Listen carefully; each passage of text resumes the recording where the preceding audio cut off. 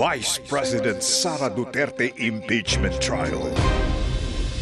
The Queen herself, Attorney Lorna Capunan. Attorney Capunan, magandang umaga po sa inyo, ma'am. Good morning. Good morning, Alvin at Roger. Magandang umaga sa Robert. inyo. Sa mga nakikinig dyan. Robert, Attorney Robert ang pangalan ni Robert. Sino si Roger? Attorney? Robert. Akala ko pupunta ka rito sa Napulit ka. studio. Sorry kasi matagal ang debriefing namin kagabi. Kasi ang practice after every session day, nagdi-debriefing to discuss kasi ang dami naming dokumento, etc. Opo. At pagigising ko lang. I woke up like this. So ang tanong, makakapanood ka ba ng Odyssey? Correct. Punong-puno daw yung IMAX. Actually totoo yan, punong-puno. Ano po. Dapat IMAX yun, di ba? Punong-puno. Ano ang resolusyon, Attorney Lorna Capunan, sa suggestion ninyo? Hindi, ginagamitin na natin yung dokumento ng depensa para wala nang gulo, wala nang question. Ang dokumento na ng depensa ang gamitin natin. Di ba, it seemed like parang logic yun, logical solution yun. Pero ayaw pa rin nila. Ayaw pa rin. Ayaw pa rin nila. Gusto nila mag-meeting, i-compare lahat, isa-isa. Alam mo, ito, for this first batch, yung tinatawag na, yung tinatawag na confidential funds for the last quarter of December 2022, 842 yun. Pero sa mga ibang quarters, meron pa tayong first, second, and third quarter, sa DepEd, tsaka sa Office of the Vice President. Alam nyo, ilan yun? 4,492. Ang dami. Isa-isa Imagine niya ng kung ayaw nila. Gusto nila isa-isa i-compare. Pumirma naman sila. I'm sorry. Pumirma naman sila nung pre-trial per document, 3 signature, Gusto nila ang sinasabi naman nila, hindi naman signatures yung natawag na chain of custody. Baka daw yung mga minark namin, iba sa mga documents na sinubmit nila or lost along the way, mga ganyan. Hindi ko maintindihan. But in any event, hindi na tayo makakanood ng Odyssey. Hindi, pero posible ba yun na lahat yung 4,000 dokumento ipagkukumpara? Hindi ba yun? That's a waste of time, is it not? It is a waste of time if you do it, especially in the impeachment court. Makita mo naman yung mga senator judges are being impatient, Yung first 5 minutes gusto na nilang umalis. Recess ulit, But can you imagine the waste of time? That's why I suggested, nag-motion ako, gawin na lang before the clerk of court ang comparison, So, we're waiting for a schedule today. Wala pa, but baka tomorrow meron na schedule, So, ibig sabihin, yung schedule na binabanggit mo, Attorney Lorna, ito pa lang yung dun sa 840 plus na acknowledgement receipts. Iba pa yung 4,000. Wala pa tayo dun. Isasabay natin lahat yan. Isasabay na lahat. Isasabay natin lahat yung pag-compare. Kasi isang hearing date lang kami. Sa Monday lang ang hearing date para kay Ma'am Silene Del Campo, So if we identify those documents in court, talaga mauubos, wala na siyang testimony. So ang request namin is we be allowed to produce and verify at makita nila yung lahat ng acknowledgement receipts. Hindi lang 'yon. Sa stipulation sa court yesterday, meron silang mga 10 documents na hindi sila nag-stipulate. Pati yun, papastipulate rin namin, para lahat ng documents, sana pumayag sila sa stipulation. Because yung mga sinabit naman namin, dokumento rin nila. Oo. Pero kakayanin po ba yan, Attorney Capunan, na hanggang before mag-Monday, kagaya ngayon, wala nang pasok sa Senado, suspended because of the weather. So may Friday na lang kayo. Kaya ba yun? Dinivide ko kung tig-isang minuto lang sa 4,000 na documents, 66.66 hours yun. Nang walang tulog. Ang haba nun. Paano yun? Mahaba yun. Kaya nga. Kakayanin yun, Attorney? Hindi ko alam. Baka nga may bagyo pa bukas eh. Mm. At saka ang Senado talagang, I think, no, like Congress, I think Friday is a non-working day. Mm. Mm. So what do you propose to solve this impasse? Prayers. Oo din Hello? naman. Kailangan talaga Prayers ang magdasal. solusyon, prayers ang sagot. Na pumayag na sila na tama na, nakita nyo na yan namarkahan. Let's be reasonable here. Hindi ito it's not a matter of sinong mas magandang strategy, no? Mm. It's a matter of authenticating and seeing that the documents are real, no?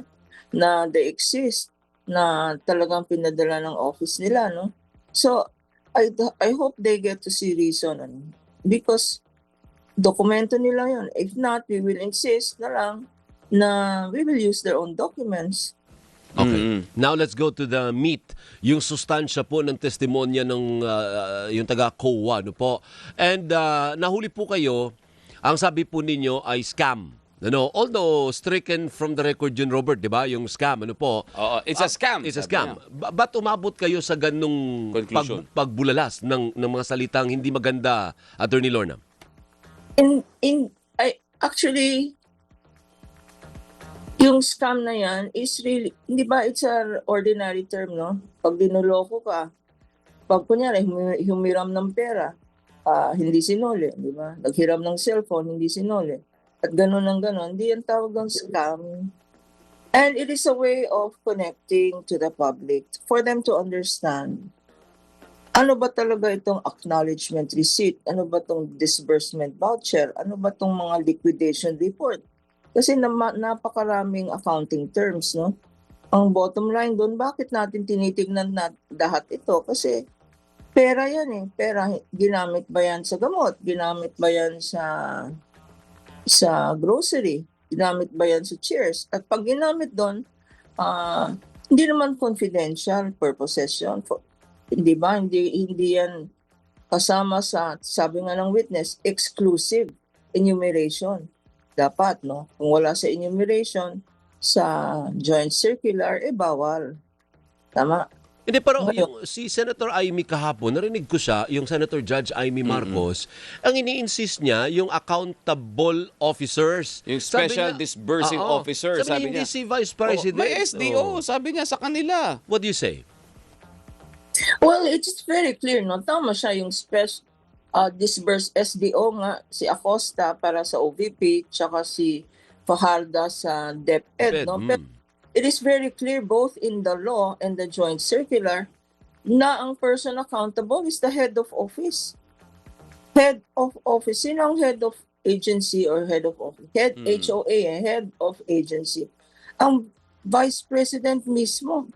And in fact, she signed. She signed in the documents, no? Yun ang inumit, yun ang hindi sinabi ni Senator Amy, that it is not only her signature. It is not the signature only of Acosta and Fajarda na lumalabas sa mga dokumento. In each and every document that we showed, it is the signature of the Vice President na nandun. At napakahalaga. That's why I pointed out, anong ibig sabihin nitong approved by Mr. Witness? Anong ibig sabihin nitong certified by, attested by? Ang ibig sabihin nun, sabi ng witness, accountable. Kasi alam niya, no? It's not as if hindi alam ng Vice President or ng Deputy Secretary na gano'n ang ginastos, etc. No? So, it is very clear. And when the witness, the sad part is, when the witness wanted to explain or attempted to explain, he would be cut in the mid-sentence, no? So, yun ang mahirap pag ang questions ay galing sa senator judges, hindi kami If it were a defense counsel that asked that and interrupted our witness, I would have objected. Pero pag ganyan, mga senador, hindi ka naman pwede mag-object. So clear yun, Robert tsaka Alvin. Accountable officer, Sara Duterte. Very clear in the records. Opo. Kaya pero- dun sa sige. partner, dun sa tanong ni Senator Risa, 'di ba? Tinanong din niya yung witness eh. So, under the Constitution, doon sa batas natin, sabi niya, sino ba yung mga tinatawag na accountable pagdating sa mga ganyan? Ang sagot ng witness base po sa, nakalimutan ko yung specific na law, ang sinagot ay yung head of office, head of agency talaga, which is the vice president, sabi niya. So parang command responsibility, Attorney Lorna. I mean, kung ikaw yung head ng agency, hindi ka pwedeng maghugas kamay na, hindi ako yan ang disbursing officer, dapat lang yung singilin ninyo. Kumaga, the buck stops with you as the head of agency. Tama-tama yan, Alvin. It's very clear. Alam naman natin yan, ano? At saka in common experience, ganun din sa household. Kunyari, pag-usapan natin kung mga opisina, no? Let's say something happens to an employee. Sino ang responsible? The employer. Di ba? Yung employer dito sa mga opisina, yung pinaka-head ng office. Sa bahay, sinong responsible sa bahay? Di yung head of household. Alvin, sino bang head ng household mo? Ikaw o yung asawa mo? So dapat Depende. dapat yung pinaka-head, yun ang mananagot. Hindi yung kung sino yung naglabas ng pera. Kasi hindi rin naman lalabas yung pera kung hindi mo pinirmahan Kaya nga nakapirma Kasi pumirma siya. Oo. Pumirma siya sa mga galon. At saka, yung sinasabi ni Senator Amy na, sila rin ang payee. Ang ibig bang sabihin, is she trying to say na since they are the payee, sila ang kumuha ng pera at sila ang gumastos ng pera for their personal benefit, no? Hindi pwede yun. At saka, malinaw na malinaw rin, Robert tsaka Alvin, yung presumption. Yung presumption sa yung tinatawag na prima facie evidence. 8.3 sa joint guidelines ng POA, no, at ibang mga government agency. Nakalagay doon, failure to liquidate. Failure to liquidate meaning hindi ka nag-submit ng tama or sufficient documents. Meron ng presumption yan na you used it for your personal benefit, no? Or you misused it. Opo. Ngayon, ang tinatanong naman ng, I think some of the senators were trying we're trying to let the witness pinapa-admit sa witness na hindi naman final and conclusive yan. Tama. Kasi presumption lang yan. Pag merong presumption na ganyan, nagsishift ang burden of, tinatawag na burden of proof, no? Yung burden of evidence. Pag may presumption na ganyan, dapat magpakita ng ebidensya. Yung mga nakalagay doon na yung mga yung public officer who has public accountability.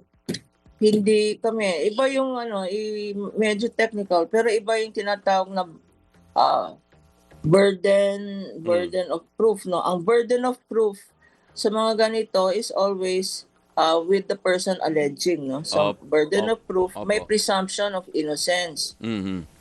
Pag nagpakita na, kagaya ng sa 8.3, nagpakita na walang explanation, walang mga dokumento, nagsishift, tinatawag na burden of evidence na. Burden of evidence, di magpadala kayo ng mga dokumento. Ngayon, sila ngayon ang dapat mag-prove, hindi ang POA. That's why binigyan sila ng AOM, yung Audit Observation Memorandum. Magpadala kayo ng mga dokumento here para hindi kami mag-issue ng notice of suspension. Nagpadala ng dokumento, hindi naman sapat. Tinimbang ka, ngunit kulang. Ano? Hindi naman sapat yung mga documents na pinadala. That's why it graduated into a notice of suspension. Anong ibig sabihin ng notice of suspension? Ang ibig sabihin nun, hindi magre-release ng iba pang pera for the next quarter pag hindi ka pa naka-liquidate. Di ba ganon? Ganon tayo sa mga opisina natin. Mag-liquidate ka muna. Tapusin mo muna liquidation mo bago ka mag-request ulit. Nag-cash advance ka. Tapos hihingi ka na naman ng bagong cash advance. Hindi ka pa nag-liquidate ng cash advance mo. suspended. So, yun ang tinatawag notice of suspension. Mm-mm. And you are given several days na naman para mag-submit ng document. Hindi na naman sila nag-comply. Kanya, naging notice of disallowance. Ngayon, yun na naman ang tinanong mga senator judges. Ano ibig sabihin ng notice of disallowance? Sabi na naman ng isang senator judge, hindi na naman final yan ng notice of disallowance. Pwede pang umakyat sa Supreme Court, pwede pang umakyat, mag-motion. Hindi po. Pag mayroon ng notice of disallowance, ang COA, ang susunod na step dyan, magpipetition for review ka sa findings nung officer na yan, nung state auditor na yan, sa commission proper. Tapos yung commission proper, yung mga commissioners mag-i-issue ng decision. Yung decision na yan, Alvin and Robert, final yun. Kung ang decision ay forfeiture, tapos nag-motion for reconsideration sila sa commission at dininay ang motion for reconsideration, yung po ang nangyari sa last quarter, no, yung 78 million na yan, dininay ng COA ang motion for reconsideration. So due and demandable na yon. Pwede nang hingin ng COA yon.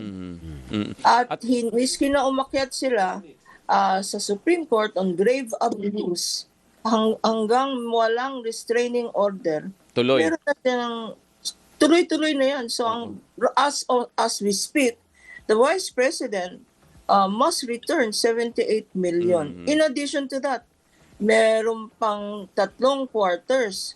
Meron ng disallowance. Hindi pinag-uusapan ito ng clearly kasi hindi pa. Meron ng disallowance for 315, 3 more quarters. May disallowance na yan.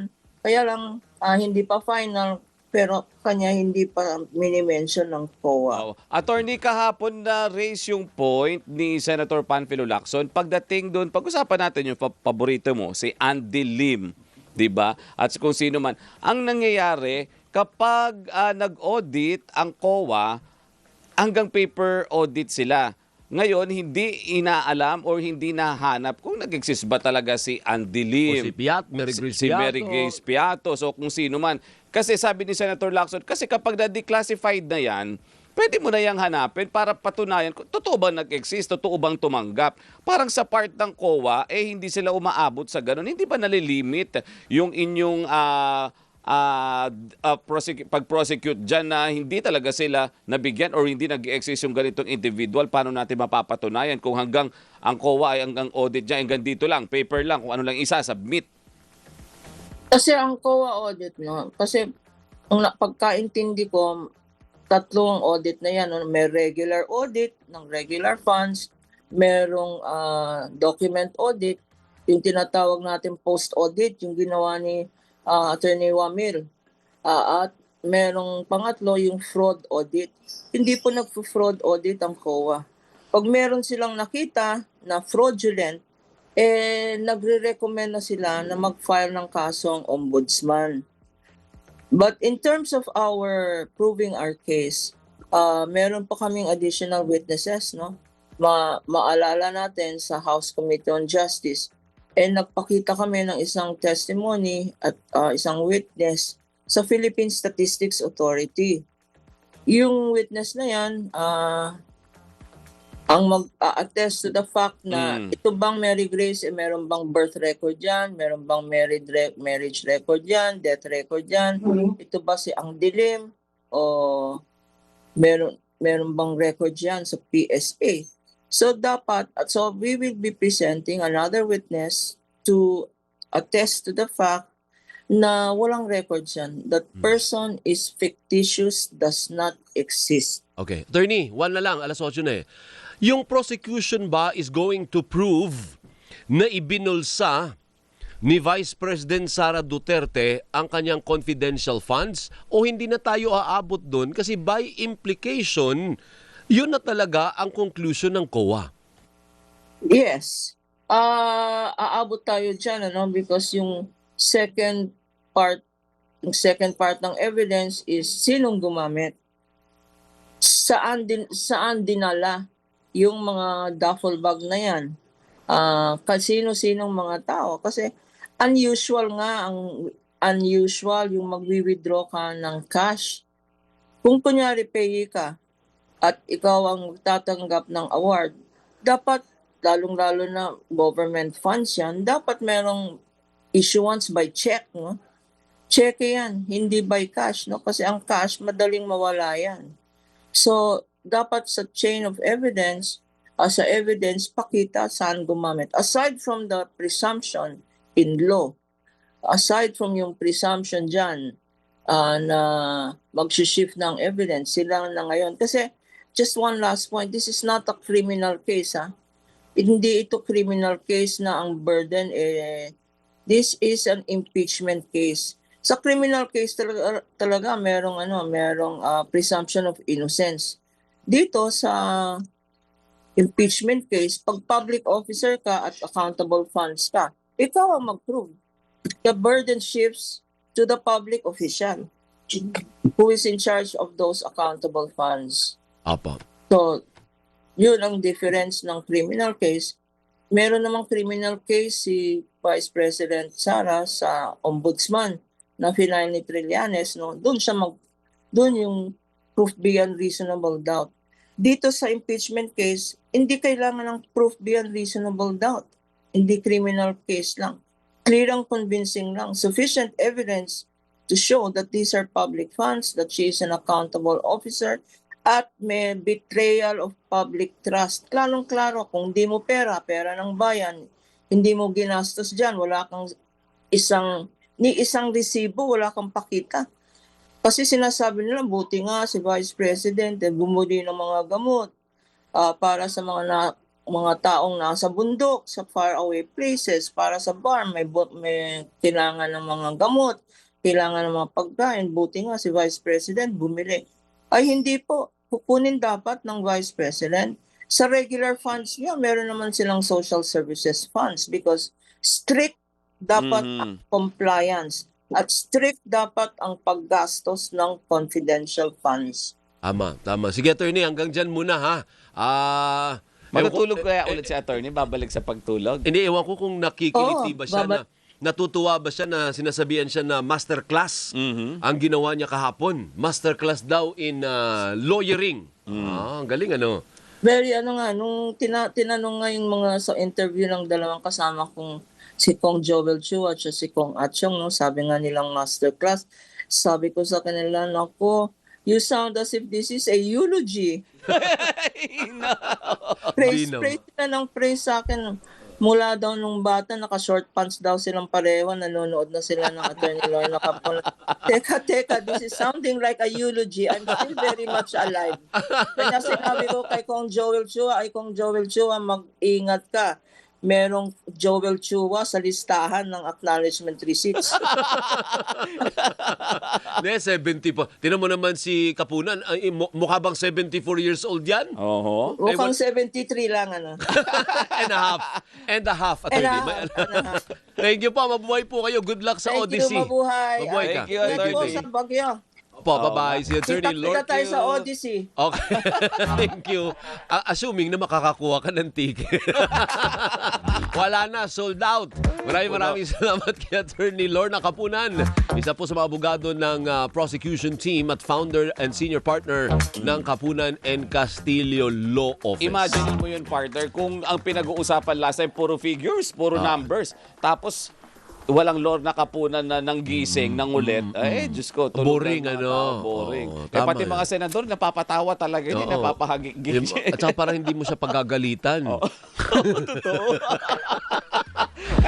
kahit si Attorney Powa, di ba, may leeway na sa kanya. Hindi mo pagalitan yung matanda. Sus Mariosa. Anyway, susunod na po ang Tanam ng Bayan with the one and only Robert Antamano-Mano and Christian Your Source Yusores na anak pala ni